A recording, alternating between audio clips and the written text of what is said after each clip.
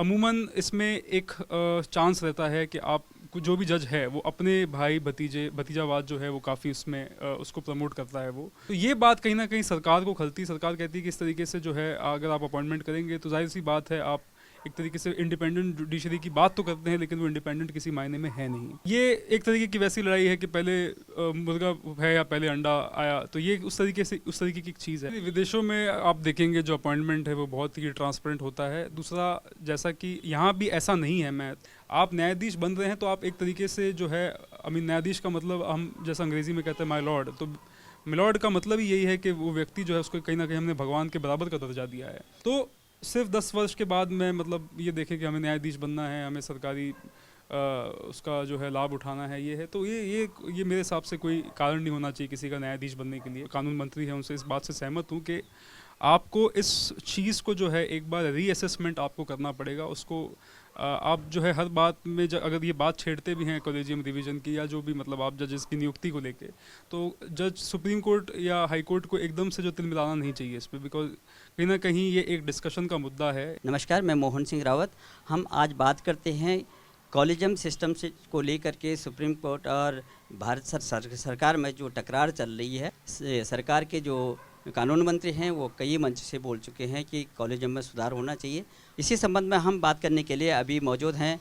Advocate Siddharth आचार्य, जो supreme court में जो वकालत करते हैं। बहुत बहुत स्वागत है आपका हमारे चैनल पे, खबर इंडिया पे। सबसे बड़ी बात है, कॉलेजियम सिस्टम क्या है और क्यों टकरार जो है भारत सरकार और कॉलेजियम सिस्टम में जो है न्यायपालिका में, वो सुप्रीम कोर्ट का बार बार ये है कि नहीं, कानून यही होगा और यही मानना पड़ेगा जो है सरकार को। अगर आप समझना चाहें कॉलेजियम सिस्टम के बारे में, पहले मैं जो दर्शक जो नहीं जानते उन्हें बता दूं कि कॉलेजियम सिस्टम जो है हमारा,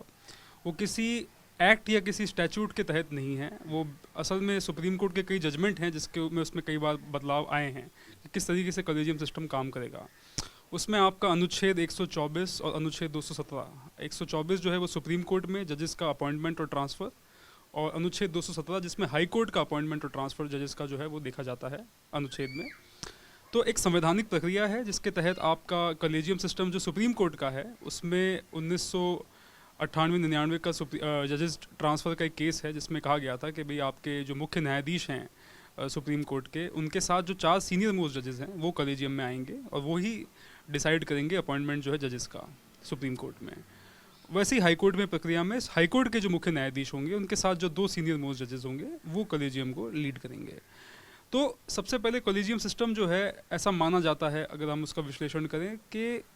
अब उसमें दोनों बातें आ जाती है। एक तो है कि भाई हमारा जो संविधान है वो चेक्स एंड बैलेंसेस पे बना हुआ है, जिसमें आपका जो एग्जीक्यूटिव हुआ, आपका पार्लियामेंट्री जो है फॉर्म ऑफ गवर्नमेंट है, साथ में आपका प्रेसिडेंट हैं, और साथ साथ आपके जो जुडिशरी है, तीनों को एक दूसरे के ऊपर कई चेक्स एंड बैलेंसेस जो हैं वो दिए गए हैं।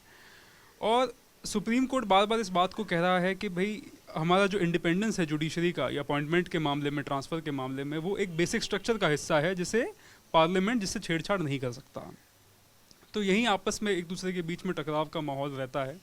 खासतौर पे 98 के जजमेंट के बाद में चीज़ें काफ़ी तीखी हुई है। तो ये ऐसा नया नहीं है कि जो अभी आज के कानून मंत्री ये बात कह रहे हैं, ये लंबे समय से ये आपस में एक जो है खींचतान चल रही है। अमूमन इसमें एक चांस रहता है कि आप जो भी जज है वो अपने भाई भतीजावाद जो है वो काफ़ी उसमें उसको प्रमोट करता है वो, क्योंकि बहुत सीक्रेसी में अपॉइंटमेंट होते हैं, कोई अकाउंटेबिलिटी नहीं है, कोई एडमिनिस्ट्रेटिव अकाउंटेबिलिटी जो जुडिशरी की है वो इसमें नहीं है। तो इस वजह से क्या है कि काफ़ी बार चांसेस होते हैं आप देखते हैं कि भाई कोई अपॉइंटमेंट हुआ है वो फेवरेटिज्म और नेपोटिज्म पे हुआ है, और ऐसे कई उदाहरण सामने भी आए हैं, और इसको कोई चैलेंज करने वाला नहीं है। तो बेसिकली जुडिशरी के पास एक तरीके की सैक्रोसैंक्ट पावर है जिसके तहत वो अपॉइंटमेंट कर सकती है। तो ये बात कहीं ना कहीं सरकार को खलती। सरकार कहती है कि इस तरीके से जो है अगर आप अपॉइंटमेंट करेंगे तो जाहिर सी बात है आप एक तरीके से इंडिपेंडेंट जुडिशरी की बात तो करते हैं लेकिन वो इंडिपेंडेंट किसी मायने में है नहीं। लेकिन अगर इसका आप दूसरा पहलू देखें तो अगर सरकार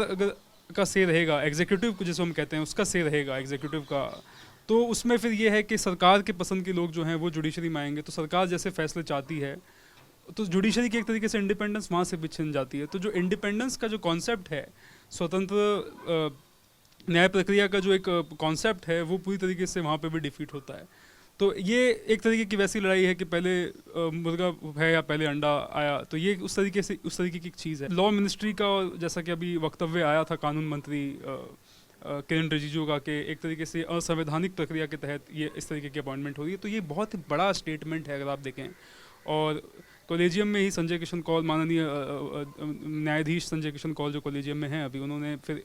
टिप्पणी भी इस पर की थी कि इस इतने वरिष्ठ स्तर पे कोई कैबिनेट मंत्री है वो इस तरीके का बयान ना दें। तो ये आपस में अभी टकराव का मुद्दा है और अभी आने वाले समय में देखते हैं ये किस करवट पे बैठता है। दूसरा,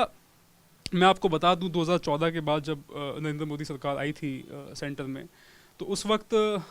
जो पार्लियामेंट है वो एक संशोधन उसमें पास किया गया था सरकार द्वारा। संशोधन लेके आए थे 99वां जो संशोधन जिसे कहते हैं NJAC,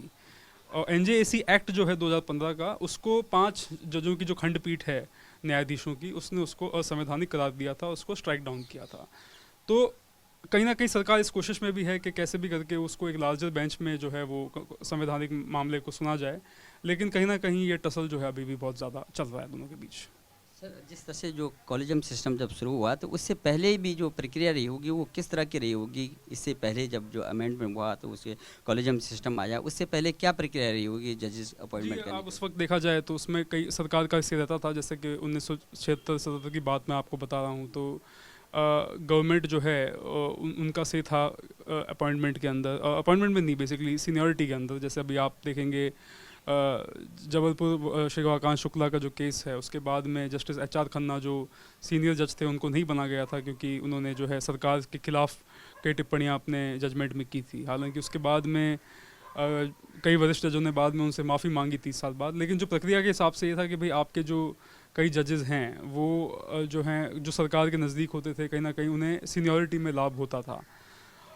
लेकिन कहीं ना कहीं प्रक्रिया बदली है। सुप्रीम कोर्ट को ये क्योंकि मतलब मैं आपको जैसा बताऊं 1960-70 का जो दशक है, ख़ास तौर पे 70 और 80 का जो पहले का समय है, उस समय में ये टकराव इमरजेंसी के दौरान, इमरजेंसी के बाद में, इमरजेंसी से पहले इंदिरा गांधी की सरकार के समय में ये टकराव और ज़्यादा मतलब जो है वो ब्लेटेंट हो गए थे। तो इस वजह से सुप्रीम कोर्ट को भी कहीं ना कहीं लगा कि उन्हें अपनी स्वाधीनता को बचाना पड़ेगा, क्योंकि नहीं तो अन्यथा सरकार जो है पूरी तरीके से supreme court as an institution को दबा देगी। तो इस चीज़ को ध्यान में रखते हुए जो है सुप्रीम कोर्ट ने अपना प्रोसीजर जो है कॉलेजियम का उसको इवॉल्व किया है। तो सिद्धार्थ जी, जिस तरह से जो है अभी जो कॉलेजियम में जो जजेस होते हैं उनका अपॉइंटमेंट होते हैं, उनका ट्रांसफ़र होता है, और जिस तरह से ये प्रक्रिया है कि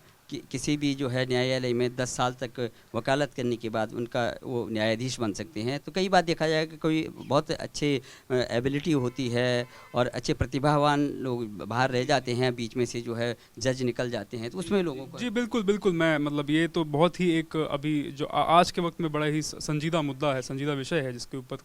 चर्चा होनी बहुत ज़रूरी है। क्योंकि कई बार आप स्टेट जुडिशरी में ADJ के अपॉइंटमेंट के एग्ज़ाम भी आप देखते हैं, कई व्यक्ति जो सालों साल तैयारी कर रहे हैं, लेकिन वो धीरज मोर का जजमेंट है सुप्रीम कोर्ट का, उसका भी अवहेलना, उसका उल्लंघन कई बार किया है। तो जो जितनी सीटें जो वकील कोटे से भरी जानी चाहिए वो भरी नहीं जाती हैं। तो कहीं ना कहीं एक तरीके का एक क्लास डिमार्केशन है वकीलों और जो जज ऑलरेडी पहले से जज बने हुए हैं उनके बीच में। कानून मंत्री हैं, उनसे इस बात से सहमत हूँ कि आपको इस चीज़ को जो है एक बार रीअसेसमेंट आपको करना पड़ेगा। उसको आप जो है हर बात में अगर ये बात छेड़ते भी हैं कॉलेजियम रिवीजन की या जो भी मतलब आप जजेस की नियुक्ति को लेके, तो जज सुप्रीम कोर्ट या हाई कोर्ट को एकदम से जो तिलमिलाना नहीं चाहिए इस पर, बिकॉज कहीं ना कहीं ये एक डिस्कशन का मुद्दा है। जिस तरह से देखा जा रहा है कि ठीक है सरकार के अधीन न रहे, लेकिन चयन प्रक्रिया जिस तरह से संघ लोक सेवा आयोग है, जैसे IAS और PCS जो निकलते हैं, तो न्यायपालिका में भी जो है जो जज अपॉइंटमेंट करने का भी एक स्वस्थ जो है चयन प्रक्रिया हो। अब बाद में जो है ठीक है आगे जा कर के जजेस जो है कहाँ ट्रांसफ़र करना, अगर दबाव सरकार सबसे बड़ा है कि सरकार अपने हिसाब से जो है अपॉइंट करेगी, वो न हो करके एक चयन प्रक्रिया बने, जैसे संघ लोक सेवा के आयोग की तरह जो है जुडिशरी में भी ये हो कि ताकि प्रतिभावान जो कैंडिडेट हैं वो जज बन। जी बिल्कुल बिल्कुल, ये एक तरीके की पहल हुई भी है काफ़ी वक्त से, और हमारे जो कई जजमेंट्स भी हैं सुप्रीम कोर्ट के, जिसमें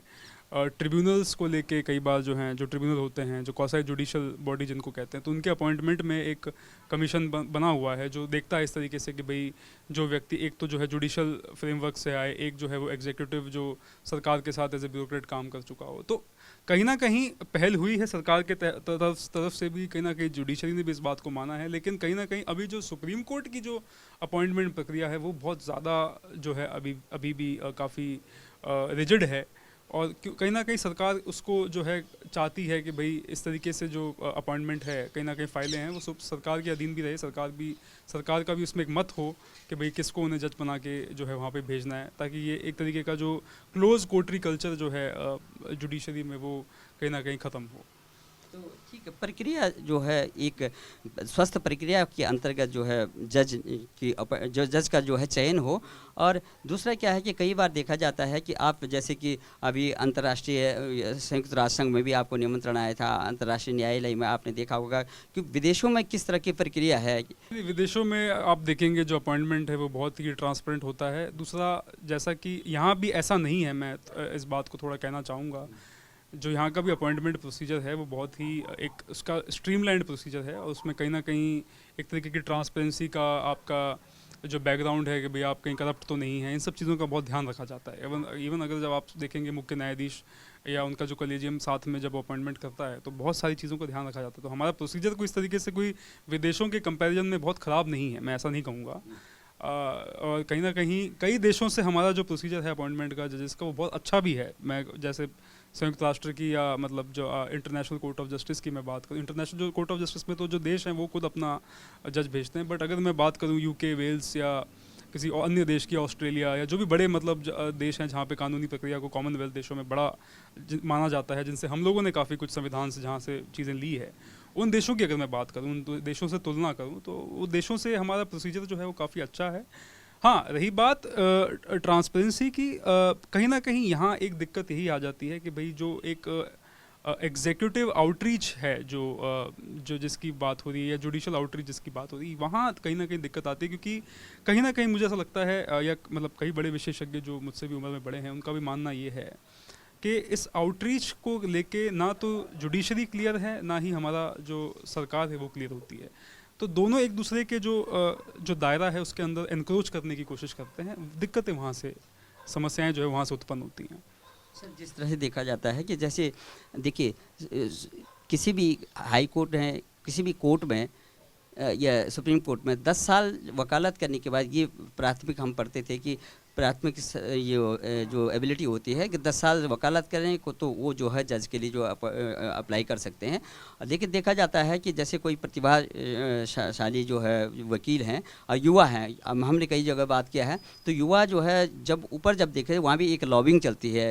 ये जस्टिस लेवल पे, तो वो लोग जो है तैयार नहीं होते हैं। वो कहते हैं नहीं, हम तो स्वतंत्र जो है अपने वकालत करेंगे, निष्पक्ष जो है हम कानून की रक्षा करने की बात करेंगे, लेकिन वहाँ जाकर हम बन जाएंगे और वहाँ पर लॉबिंग जो चलती है हमारे बस की नहीं है वहाँ पर जो है इस तरह से जजमेंट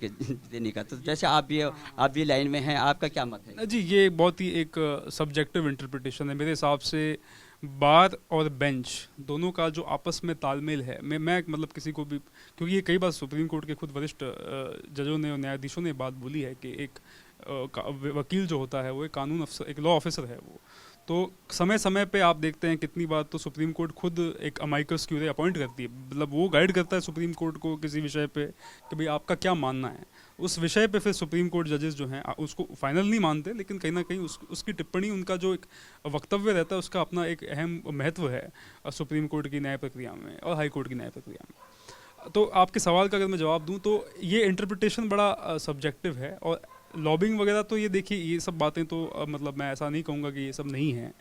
लेकिन जो 10 वर्ष का जो आप प्री रिक्विजिट की आप बात कर रहे हैं वो एक क्राइटेरिया है, लेकिन ऐसा नहीं है कि आप 10 साल के बाद ही जो है आप कहीं ना कहीं कॉम्पिटेंट हो जाते हैं। एक तरीके से कहने का मतलब ये है कि भाई आप देखेंगे कि क्योंकि ये जो प्रैक्टिस है ये अपने आप में आपको 15-20 साल की प्रैक्टिस के बाद आप उस जगह पे पहुंचते हैं जहां आप एक तरीके का आपके एक संवैधानिक सोच आपकी जो है वो बढ़ती जाती है, एक कॉन्स्टिट्यूशनल अंडरस्टैंडिंग जो है आपकी डेवलप होती है प्रैक्टिस करते करते। तो सिर्फ 10 वर्ष के बाद में मतलब ये देखें कि हमें न्यायाधीश बनना है, हमें सरकारी उसका जो है लाभ उठाना है, ये है, तो ये मेरे हिसाब से कोई कारण नहीं होना चाहिए किसी का न्यायाधीश बनने के लिए। आप न्यायाधीश बन रहे हैं तो आप एक तरीके से जो है, न्यायाधीश का मतलब हम जैसा अंग्रेज़ी में कहते हैं माय लॉर्ड, तो मिलॉर्ड का मतलब ही यही है कि वो व्यक्ति जो है उसको कहीं ना कहीं हमने भगवान के बराबर का दर्जा दिया है। आपके ऊपर ऊपर एक संविधान से बड़ा तो इस देश में हमारे कुछ है नहीं। हमारे देश में हम संविधान से बड़ा किसी चीज़ को नहीं मानते। वो हमारे लिए सबसे बड़ा ग्रंथ है। उस संविधान को बचाने का, उसको प्रोटेक्ट करने का, उसके संरक्षक का काम जो है वो न्यायाधीश का होता है। तो अगर आपके अंदर वो भावना है कि भाई मुझे संविधान की सेवा करनी है, मुझे देश की सेवा करनी है, तो आप न्यायाधीश बने। लेकिन आप बस ये सोचें कि नहीं मुझे 10 वर्ष करने के बाद में न्यायाधीश बनना है, मुझे सरकारी इसका लाभ उठाना है, तो ये कोई कारण नहीं है।